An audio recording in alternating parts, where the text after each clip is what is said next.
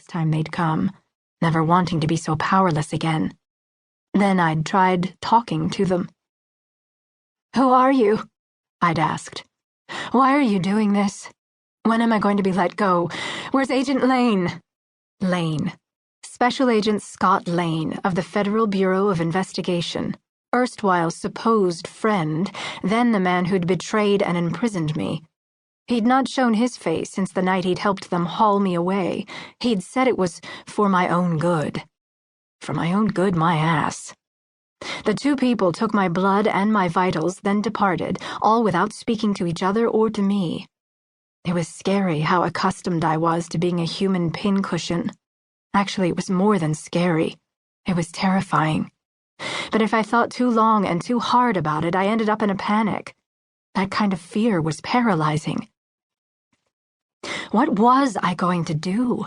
That was the more pertinent problem. Staying here for the indefinite future was out of the question. The space was like an anesthetized hospital room, though even more sparse. Bathroom, bed, and chair. Generic clothes that were clean, no television, no phone, a small stack of books, notebook paper, and some pens and pencils were all they'd given me to while away the time. I was about to go stir-crazy. To top it off, I was worried about Devon. He'd been so angry the last time I'd seen him, storming from my apartment in the mistaken belief that I didn't want to be with him.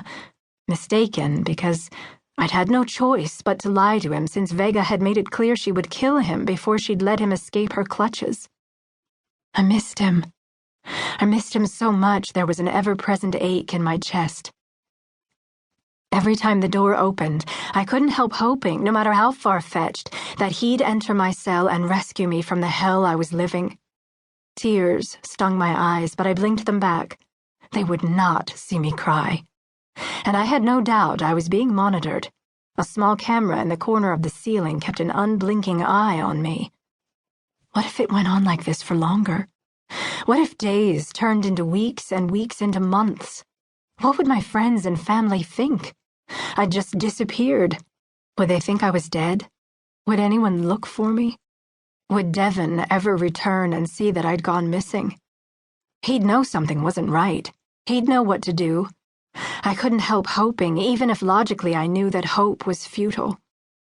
The door opened again. Usually they wouldn't come for more blood until morning. A man entered, and to my surprise, he wasn't wearing a hazmat suit. Instead, he was dressed in khaki pants, a dress shirt, and white lab coat. He left the door open behind him. "Good evening, Ivy," he said, pulling a chair next to my bed. "I'm Dr. Nair." "Hi," I said, and I wasn't real friendly about it. I pulled my knees to my chest and wrapped my arms around my legs. "How are you feeling?" I stared at him as though he'd lost his mind. "Trapped," I said. "How do you think I feel?" "That's understandable," he said sympathetically. "And I apologize that we have to do this for now." "I am a U.S. citizen," I interrupted. "You can't just keep me here like this, with no cause. It's a violation of my civil rights." "Unfortunately, the danger you pose supersedes your rights at the moment," he said. "What kind of danger?" I shot back. "The virus you carry, of course." "I'm not carrying a virus," I said. "I have the vaccine." "A vaccine unknown to anyone and never before tested," he countered. "Considering what we know of the virus, unleashing you on an unwitting populace hardly seems wise." "So where's your suit, then?" I asked. "Everyone else has come in here with those hazmat suits, but not you." "They've been displaying an overabundance of caution," he explained politely. "But I wanted to talk to you, and thought the suit wouldn't be conducive to that."